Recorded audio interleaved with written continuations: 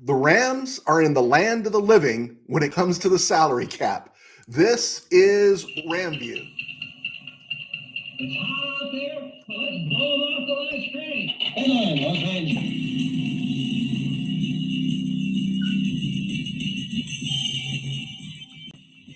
Live from the Ram Cave, I'm Joe Terosian, and this is RamView, the March 15th, 2023 edition, brought to you by Kistler Law Firm. Injured in an auto accident, need help, got questions?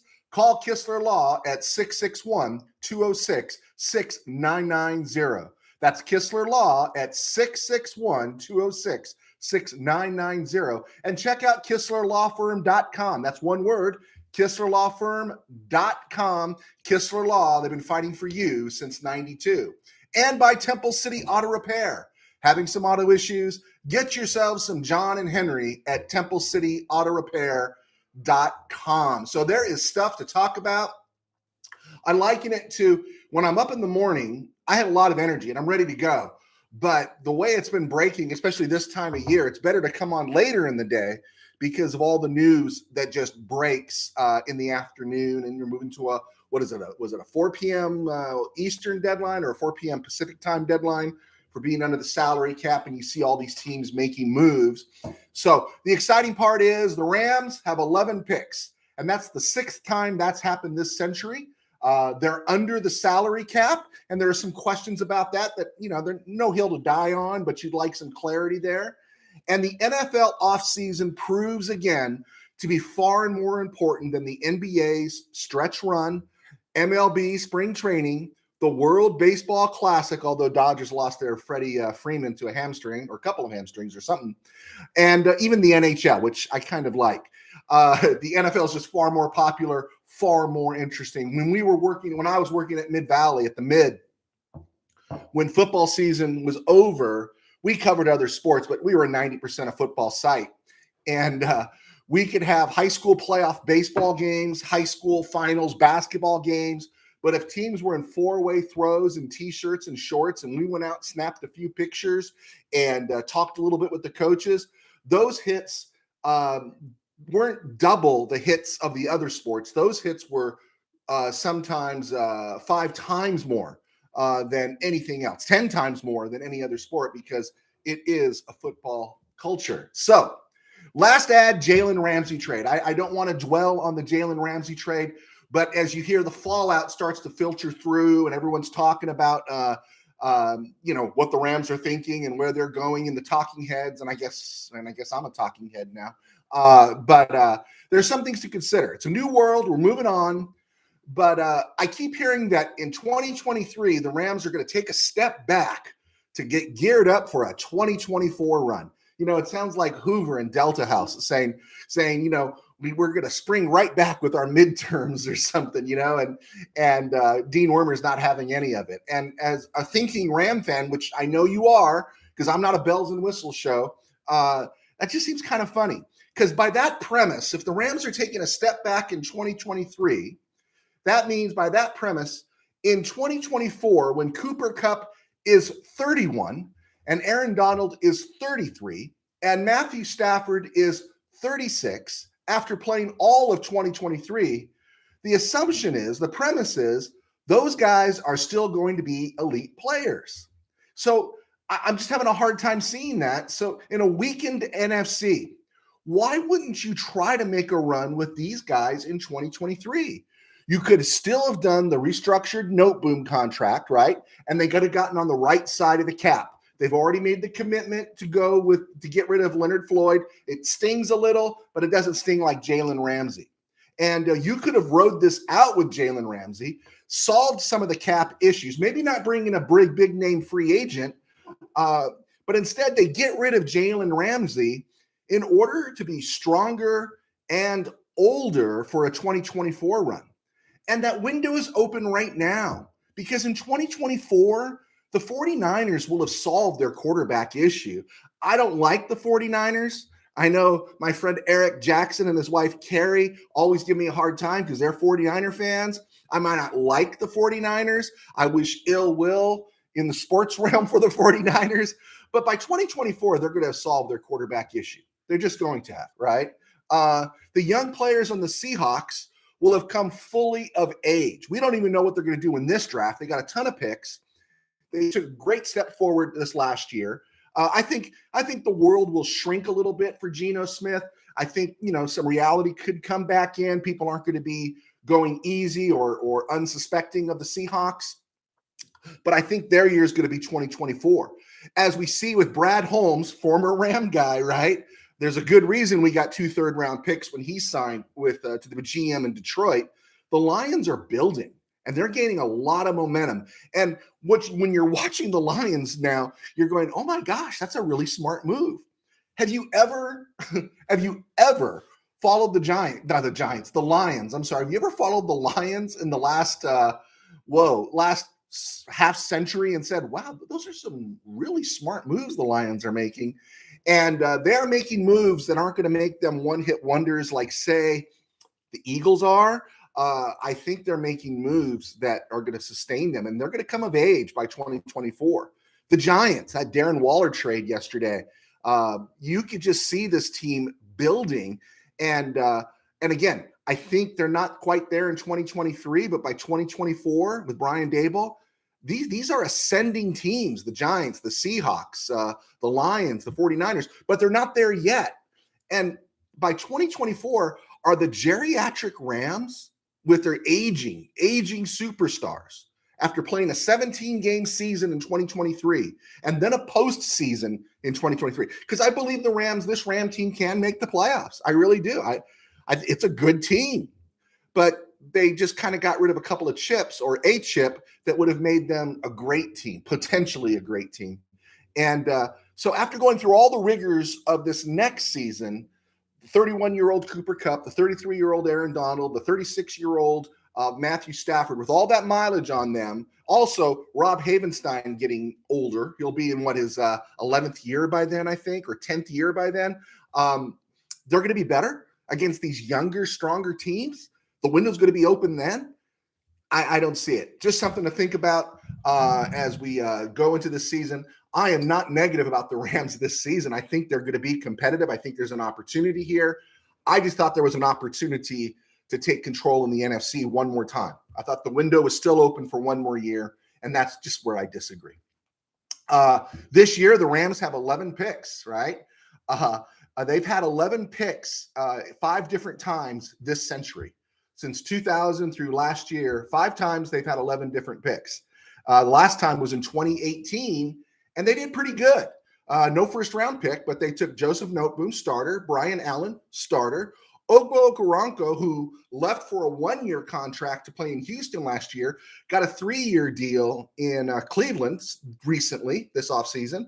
Travon Howard still with the team. Sebastian Joseph Day had some struggles last year with the Chargers, but he got another contract to play with the Chargers last year. So it was a pretty successful draft in 2018.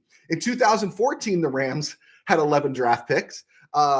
The guy they drafted second in the first round was a dude named Aaron Donald. And then the other guy, it's like you couldn't have drafted 2 opposite ends. Greg Robinson, tackle, number 2 overall, and Aaron Donald. Aaron Donald is going to end up in Canton. Right now, I think Greg Robinson's in the penitentiary for trafficking drugs. Call me crazy. That draft didn't work out. Nobody from that 2014 draft worked out. 2010, they had 11 picks. They drafted Sam Bradford and Roger Saffold, who's still kicking around in the NFL. Bradford got derailed. In 2005, they had 11 picks. Now, I'm going to say a few things here that might be offensive. So if you got a young person in the room, you might want to leave the room here. As I mentioned, the number 1 pick in the 2005 draft by the Los Angeles Rams, with 11 draft picks, the first pick they took was Alex Barron, right? Sorry, I don't like to use bad words. If I use the word Bobby Evans, it's like an NC-17 rating around here. But Alex Barron was bad. He was brutal. In the back end of those 11 picks in 2005, they got Bartell, right? Ron Bartell, and they got OJ Otagwe, did a nice job. And then there was this guy named Ryan Fitzpatrick out of Harvard who played up through 2021 on just about every team in the NFL. Finally, in 2003, the Rams had 11 draft picks. And I'm going to say another bad word here, Jimmy Kennedy. Yeah, Jimmy Kennedy. Okay, almost as bad as Jimmy Kimmel, but this is Jimmy Kennedy. This is the Rams version of Jimmy Kimmel. It's just, it's so laughable that you want to cry what the Rams did with some of these draft picks as they built draft capital and just butchered them. It's one thing to make the trades the Rams made in the days of Don Klosterman and capitalized. It's another thing to look back and see the trades that the Rams did to build draft capital and then to completely butcher them under John Shaw and those that followed Dick Vermeil. Yeah, pretty brutal. So what now? Rumors were circulating, and I heard this, and I thought it was kind of funny. I thought it was interesting is that the Jets and Aaron Rodgers. If there's anything that turns me off this NFL offseason is that every sports show is leading with the Aaron Rodgers turns episode. I could care less. I'm sick of it. The Packers don't scare me with Aaron Rodgers, and I don't have to worry about if he goes to the Jets. It's not anything I worry about. But it just keeps dragging out, and they're saying the Jets may pull out after some of Rodgers' demands and denials of those demands. And someone said Matt Stafford. They might come after Matt Stafford. And I just have to share with you what a trade of Matt Stafford means right now for the Rams. If the Rams were to trade Matthew Stafford right now, it would be a 48 rock. And when I say rock, that means millions. It would be a $48 million cap hit right now. And a $28 million cap hit, a 28 rock cap hit on the current salary cap. He's not getting traded. Playing for the Rams in 2023, Matthew Stafford's only a 20. Is willing to offer and a sweetener. The Rams aren't taking on that debt. I would think about taking on the debt if someone's offering 2 number ones, maybe. But there's all kinds of speculation now. Some of the speculation is Lamar Jackson to the Jets. And I don't know what that is. That could be, let's talk Lamar Jackson. Let's throw his name out there to scare Aaron Rodgers that he ain't going to come. I don't know. And I really don't care. But I've also heard, and I saw some 49er fans, not Eric Jackson and Kerry Jackson. I would love to see the 49ers give 2 picks and sign Lamar Jackson. And maybe the Ravens could demand Trey Lance in return and see Lamar Jackson come play for the 49ers. As a Ram fan, I'd love that. Lamar Jackson doesn't scare me as a passer, and his body just keeps getting beat up the more he runs. And so to me, that would be a sweet deal. Actually, Brock Purdy, CJ Beathard, Jimmy G, those guys scare me more as a 49er quarterback than Lamar Jackson, Sam Darnold, or Trey Lance. Just saying. Okay. Status of the cap. This is the Rams' status of cap. I wanted to get to that before we go to break. And again, thank you for clicking on. We had one of our most hit shows early on, and thank you for clicking on. I really appreciate it. And Jeff, you said I did a good show. Thank you so much in the last episode. The status of the Rams camp, if we remember, was 14.5 over the cap going into this. That's where they were at the end of the season, start of this new season. And there were 3 knowns: Bobby Wagner, Coleman Shelton, Coleman Shelton, Jalen Ramsey. The Wagner hit was or deduction was going to be 5. That took it down to 9.5. Coleman Shelton was 2.7. And now that they've traded Jalen Ramsey and restructured Joseph Noteboom, the Rams are currently showing to be between, depending on what site you look at, 7 to 8, 7.8, or a full 8 under the cap. That puts them in business, right? At least they can sign their draft picks for that. The questions, though, that linger are about Leonard Floyd and Bobby Wagner. Okay, Bobby Wagner still hasn't been listed as released on some of the sites like Over the Cap and Spot Track that keep track of the salary things. Those are excellent sites, by the way. And yes, if he is released, designated as a June 1st release, then the Rams save 8.5 this year. That's pretty good. If he's released now, they save 5 right now. And I was working, and most of these sites have been working off the assumption they've already removed that 5 against the cap. That brings it down to where it is now. But the Floyd listing is also kind of crazy because sites are showing him released. And I hope I'm not talking in the weeds too much here, but we brought this up that by the Rams releasing Leonard Floyd now in the present, it only saves three rocks, and it leaves them 19 rocks dead against the cap. That's brutal. But if they designate him as a June 1st release, which Adam Schefter, who people seem to love and hate these days at ESPN, even he tweeted about this the day that Leonard Floyd was released. This is like 4 or 5 days ago now, that if he is released, we knew this, that the Rams were designating Leonard Floyd for a June 1 release, which means it almost wipes out all of his dead, and they save 15.5 against the cap this year. That's a heck of a bump that allows the Rams to do some stuff, not only maybe over the summer, but allows them to do stuff as the season goes on. But then again, they're taking a step back this year. So I don't know. I'd love to be corrected on how this is playing out between Wagner and Floyd, because I'm seeing conflicting things, and I'm not in the room. I'm not in the room. Right now at this point, I think Wagner, it's like he's still on the roster, but they're taking away his 5. I don't get it. But right now the Rams are showing they're 8 on the good side, under they're in the land of the living with the salary cap, so they can make some moves.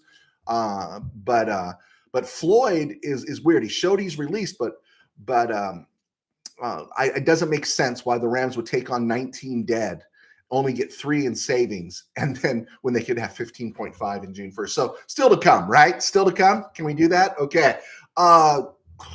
Commercial. I'm Joe Terosian. That's right. I do RamView. I was a sports writer, still am kind of, for 21 years.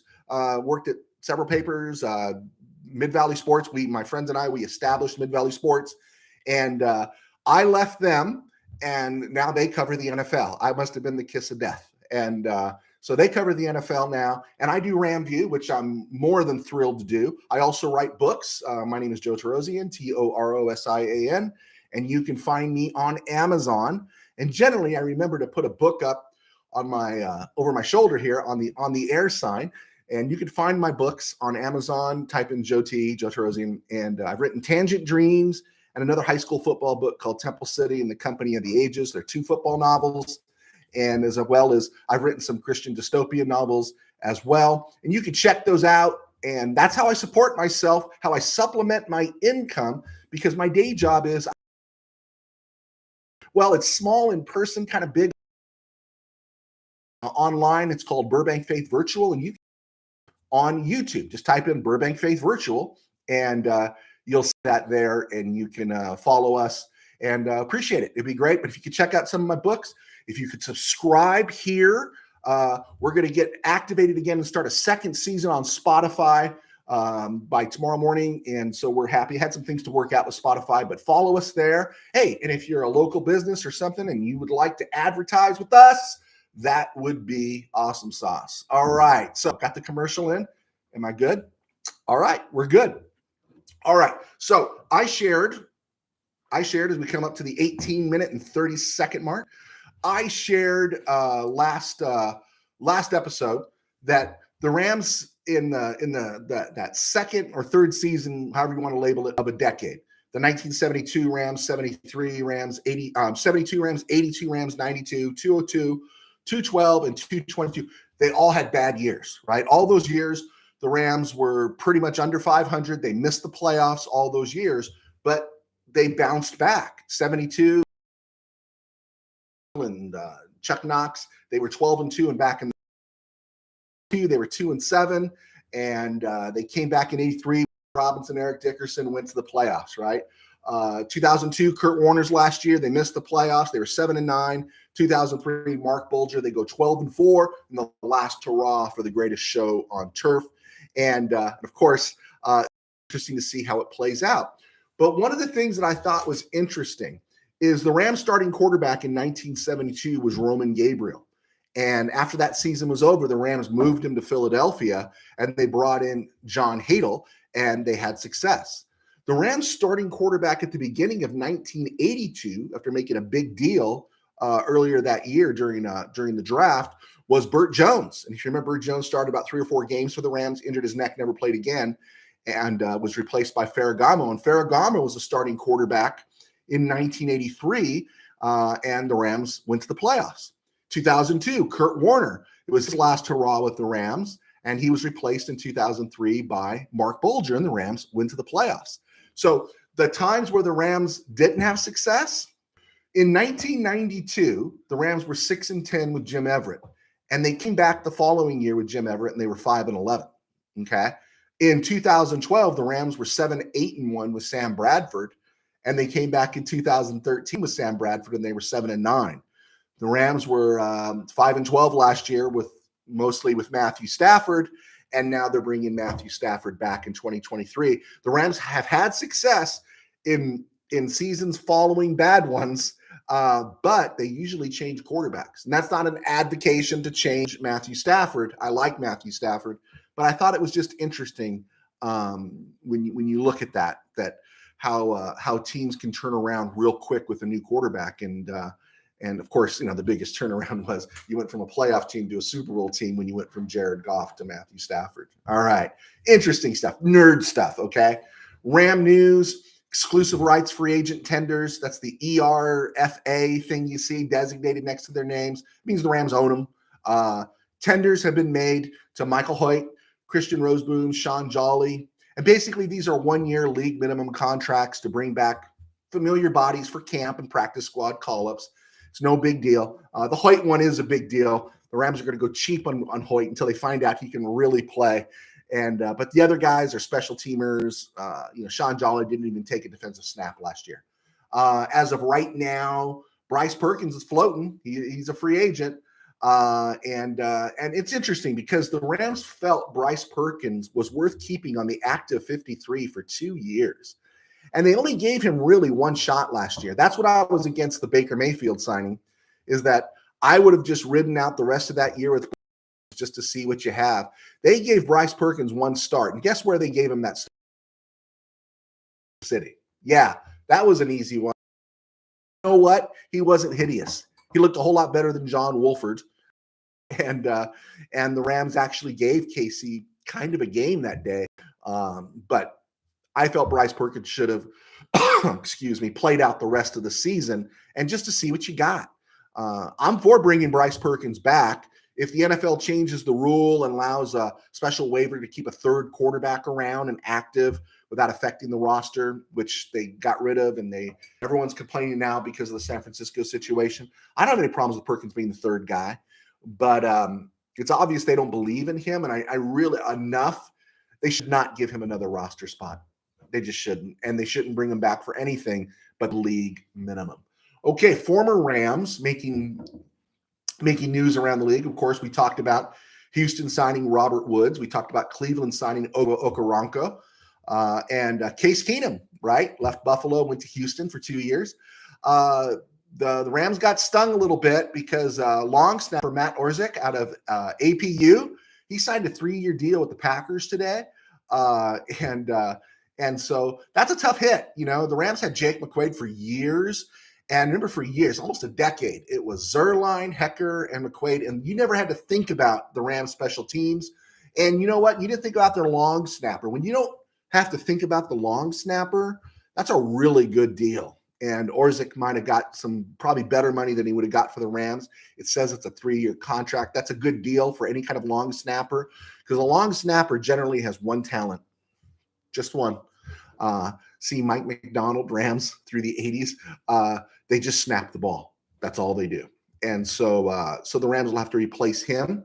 Former Ram Morgan Fox re-ups with the Chargers. Good for him. Samson Ebukam spent the last 2 years in Frisco. He just signed with the Indianapolis Colts, and he got 3 years, $27 million. Good for Ebukam and Ogbo, right? These guys were mid to late picks by the Rams, Eastern Washington, and they parlayed some short contracts now into 3-year deals. Good for them. And of course, the Colts stung the Rams when they took Matt Gay. And that was a tough loss, but that's life. Rams were not going to give 22.5 rocks for 4 years for any kicker. And that's a hard deal to do for any kicker outside of Adam Vinatieri, right? And so it's a bummer. And, I think the complaint now when the Rams bring in a kicker, they're going to say, well, he's not gay, they're just going to go, he's not gay, and that's going to be a real pejorative. And so get ready for another, little search with Sam Sloman and Kai Forbath types until the Rams land on somebody. And those waters could get a little rough. We know what it's like. Ask the Chargers when you don't have a kicker. Tampa Bay signs Baker Mayfield, right? Whatever. I think it's a really short-sighted move by Mayfield. I think his ego, he gets 1 year. I'm looking potentially to make 8.5 with the incentives, I think. Okay, good for him. But he's had his big progressive commercials. He's gotten his bag, so to speak. And what he needed was credibility. And he really should have considered coming back to the Rams and saying, you know what, I'm going to submit because Sean McVay kind of gets me. And I'm just going to be a good soldier for a year, maybe 2, and then come back and see what's on the other side. But he's not going to succeed in Tampa Bay. They're not looking for him to succeed in Tampa Bay. He might think he's going to catch fire and be a Geno Smith type or something and get another contract, but I don't think so. Not at Tampa Bay now. They're moving people left and right. It's a new era, and I think they probably want to develop Kyle Trask. And if Kyle Trask shows anything, they're going to go with Kyle Trask. And so Mayfield made a mistake, I think. I think he should have stayed with the Rams. But I'm good with it because there are other quarterbacks out there. Not that I want many of them, but the list of free agent quarterbacks is Marcus Mariota, Carson Wentz, Teddy Bridgewater, Gardner Minshew, Jacoby Brissett. Cooper Rush is interesting. Drew Lock, and now Matt Ryan, who got put in the street by the Colts. And I think the Colts are taking an 18 rock dead cap hit on Matt Ryan's contract because he still has a monster deal from his Atlanta days. And it'll be interesting to see. If the Rams were actually thinking about playing long and going deep this year instead of taking a step back, I'd say, go out and get one of these guys. Get a Carson Wentz, get a Minshew, go get a Cooper Rush as a good, solid backup to Matthew Stafford. But right now, I saw make a deal for Matt Corral. The Rams could make a deal for Matt Corral. Rams Wire had that. I didn't read it. But if the Rams wanted to give up one of their 5th rounders for Matt Corral, who looked great at Ole Miss, didn't play anything last year. He's a little injury prone. But if he's the guy that maybe they could develop, beautiful. But that's what I would want. I would want a guy they could develop over the next couple years. That's why I'm thinking it's Kendrick Lawnstreak. He's one of the commentators on a couple of the Ram sites on FB. And he's talking about Hendon Hooker. And I'm thinking Hendon Hooker or Tanner McKee, package a 3rd, maybe a 5th or something, and move up in that 3rd round or the 2nd round or someplace where maybe you could take a shot at a Hendon Hooker or a Tanner McKee out of Stanford. And there'll be guys that you can sit on the bench for a couple years until because after 2 years, they're going to be looking after the 2024 season.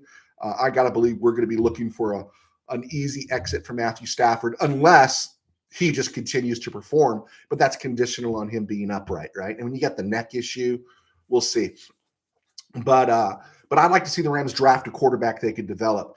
Drafting in between the 6th, the 5th, through the 7th rounds for a quarterback, I don't see them anything more as a John Wolford or a Bryce Perkins, but a Hooker, a Tanner McKee, these guys are somebody that you think possibly could develop. And Hooker, if he didn't hurt his knee, would already be in the conversation, at least in the 2nd round. So interesting stuff. NFL news. Indy cuts Matt Ryan. Dallas designates Zeke Elliott for a post-June 1 release. I thought it was interesting, and I'm just going random here. Jordan Poyer re-signs with Buffalo. I thought he was walking. The Giants acquired Darren Waller for a 3rd round. I think that's great for the Giants, but if you're a Raider fan, it's like, man, what is Josh McDaniels doing? And you got Jimmy G, and I got so sick of it. People are talking about how Jimmy G is going to be better for the Raiders than Derek Carr. It's like, excuse me, Mr. Talking Head, Mr. KBM. I've seen Derek Carr. I've watched Derek Carr. Believe me, Jimmy G is no Derek Carr. and I don't know, I could be wrong, but if I'm Devontae Adams, I'm thinking, how do I get out of here? How do I get out of here? How many lifeboats are left? How do I get off this sinking ship in Oakland? because I think they're setting themselves up for another bad year, and I think they're setting themselves up for another coaching change because I don't know. I liked what I saw early last year, mid-season last year. I do not like what I saw at the end, and I don't like what I'm seeing now. I could be wrong, but hey, you thought an evening with an Amway salesman is bad. Try being a Raider fan. My heart goes out to you. Carolina signs Andy Dalton. Good for him. He's still getting work. 2 years, 10. That's great for him. Atlanta, they signed Taxkins quarterback Taylor Heineke and 2 years, 20 mil. He's getting 10 million as a backup. So are they going to dance with Desmond Ridder? Are they going to kick Desmond Ridder to the street? Or are they going to try somewhere in that top 10 to move up and do something with those 4 quarterbacks that are pretty much slated to go in the top 10 of the draft? Heineke just might be the insurance as they try to develop Desmond Ridder. I don't think he showed enough last year. It'd be fun to see what goes on with Desmond Ridder this year. I would have started Desmond Ridder over Marcus Mariota last year, that's for sure. Tampa, again, Baker Mayfield says, I'm going to Tampa Bay. And Tampa Bay says, oh, yeah, by the way, we're trading Shaq Mason in a 7th to Houston for a 6th-round pick. Now, Shaq Mason, he's not John Hanna, but they're making moves. Good for Houston, right? Houston's trying to solidify things. Some veterans, Shaq Mason, Jimmy Ward, who knows D'Amico Ryan, and then, of course, Robert Woods. So it's going to be interesting to see how that plays out in Houston. Indy sends Stephon Gilmore to Dallas for a 5th-rounder. Okay, yeah. I mean, Gilmore's good, but his best days are gone. And Dallas's biggest problem is Jerry Jones is still on the roster. I think I butchered. That was a great bit. Their problem is Jerry Jones is still on the roster, and they can't seem to get rid of him. The Bears signed David Montgomery. That's a great signing for them. Although 3 years, 18, I don't know how much of that's guaranteed for David Montgomery, but they took him from the Bears. So good move for the Lions, who are just doing smart stuff. Interesting, Philly cut Darius Slay. Was it yesterday?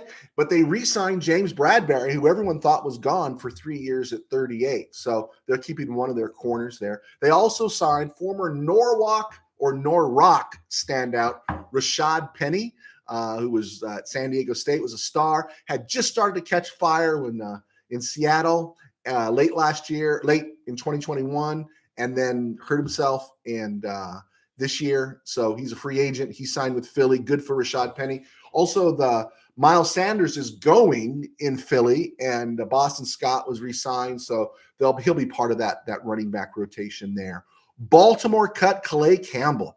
I love Calais Campbell. I really do. If Calais Campbell wanted to come in for dirt cheap money, play 15 downs as a spot player, and he didn't hurt the salary cap, man, I'd make a move on Calais Campbell. I've always liked Calais Campbell, and if he still has got a little bit in the motor to run 20 plays a game, yeah, wouldn't that be cool? I like Calais Campbell. Denver cuts Chase Edmonds, and Chase Edmonds has stung the Rams a few times when he was with the Cardinals. Again, he's a running back. No one values running backs, and if he wants to come in dirt cheap, he's a quality back that can play ball for you. I wouldn't mind having him as in the rotation somewhere in there. First, I'm going to run Cam Akers until he drops, and then I'm not extending him, right? I'm going to run Cam Akers. I'm going to run Cam Akers like he's Earl Campbell, just over and over again. I'm going to beat the crud out of that guy, and then I'm not going to give him a second contract. And I'll spot him once in a while with Kieran Williams and maybe Chase Edmonds, if Chase Edmonds is cheap. If not, I'm drafting another running back. The comp picks came in. The new draft pick came in from Miami as we get ready to wind this down. The Rams pick 11 picks overall, and 11 picks overall. They pick at 36, 69, and 77. That's capital, man. That's capital. Also, 3 5th-round picks, 167, 171, 177. That's capital. That could be parlayed with the 3rd-round pick to move up. And if they really see something they're crazy about, they could parlay that with the 2nd-round pick, maybe, and move up. I don't know what they're looking for. It wouldn't surprise me if the Rams trade the 2nd-round pick for 2 4th-round picks. We've seen them do that kind of stuff. It'll be interesting to see. I've seen the mock drafts with and I don't even want to post them because some of them are just, man, I don't know what folks are thinking sometimes of these mock drafts. I don't know if they're letting simulators run them or if they're just taking best player available. Because if you don't take the best player available in these mock drafts, you get a bad grade, and you want to get a good grade and stuff. And so I don't think folks are thinking. I'm seeing a lot of mock drafts with the Rams taking an offensive lineman at number 36, and to double down on the bad, an off-ball linebacker at 69. I can see the Rams drafting offensive linemen, but somewhere no higher than 77. I also see them drafting an off-ball linebacker, but no higher than the 5th round. I just don't see it. And I can't see them drafting those guys, those positions ahead of an edge, which they desperately need, another cornerback, and a tight end. I just don't see them drafting a center, a off-ball linebacker, or even a safety before those guys. I'd like to see there. Everyone's saying now that Jalen Ramsey's gone, the Rams should draft 2 corners. They drafted 2 corners last year. And they still have Robert Rochelle, which they've put him in the Terrell Burgess category. They don't play him anymore. So I can see them taking another corner, but I'd like to see them take a couple of edge players, roll the dice on a couple of edge players. I wouldn't mind them taking an edge player at 36 and 69. I do want a tight end. And then again, I'd love to see some creativity in terms of building up towards getting a quarterback for the future. Again, a Tanner McKee, a Hendon Hooker. So that's going to about do it. And we're going to get out of here in a second here. But I just want to say thank you so much for clicking on and supporting us. Stay in your lane, bro. I am staying in my lane. I'm staying in my lane. And I think someone pushed the wrong button over there, dude. I'm staying in my lane, and I'm just thanking people for the support they've given us. Please hit click and subscribe, and the little alarm button up there. And I promise you, here, I'm going to use this one. It was a stone groove. That's what it is. Man. Every one of our shows are a stone groove. Ask a question. I don't care if you tell me I'm wrong. I'd love to talk. Bye-bye.